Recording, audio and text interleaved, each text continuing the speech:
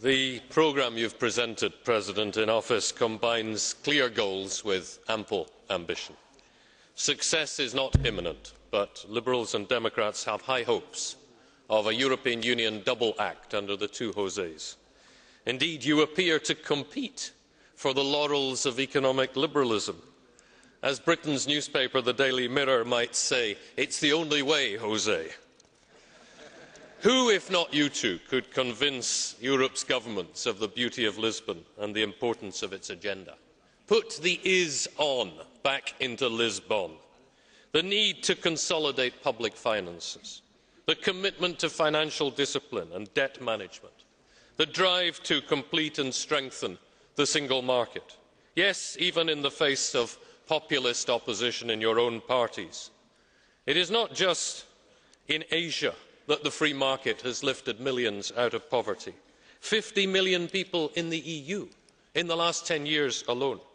But most important, the need for sustainable economic recovery in Europe to be built on job creation rather than on rigging the rate of exchange to ratchet up export-driven growth.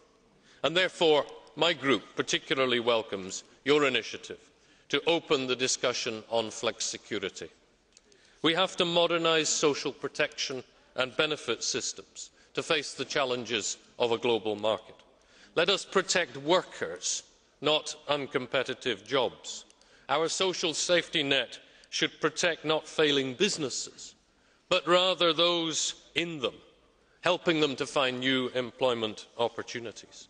The only European social model that matters to me is the one that preserves our prosperity by preparing our people for the future.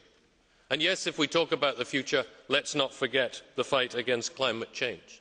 Let us look at how we can merge the Gothenburg and Lisbon agendas and use innovation in green technologies to help us be more innovative and create more jobs and lead the world in setting the climate change agenda.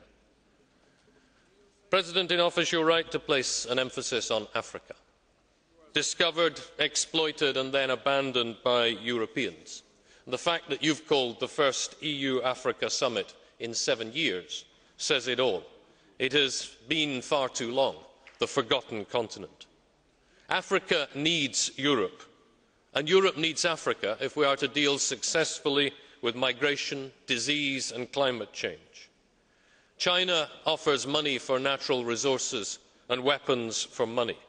That is the road of 21st century economic colonialism, and it's the wrong way forward for Africa.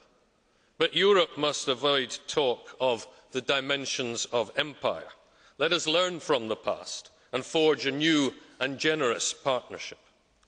In justice and home affairs, we appreciate the fact that your presidency will focus on a series of measures strengthening the area of justice in the European Union. After the revealing comments by Germany's Interior Minister, Mr. Schäuble, my group will be on the guard against the erosion of civil liberties that underpin our society. We want to see the framework decision on procedural safeguards agreed in Council as a necessary accompanying measure to the European arrest warrant, and we caution against a response to terrorism which changes the nature of our society by fettering the freedoms for which you fought in the Carnation Revolution.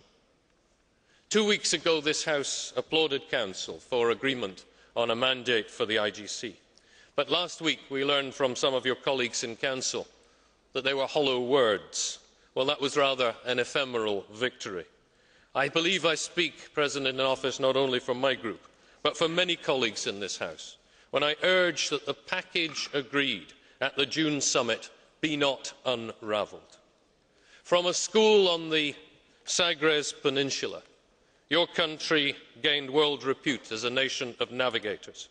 As President in Office, you will need those skills to navigate through the treacherous waters of Council negotiations. We wish you good luck and fair winds. Boa sorte. Thank you, Mr. Watson.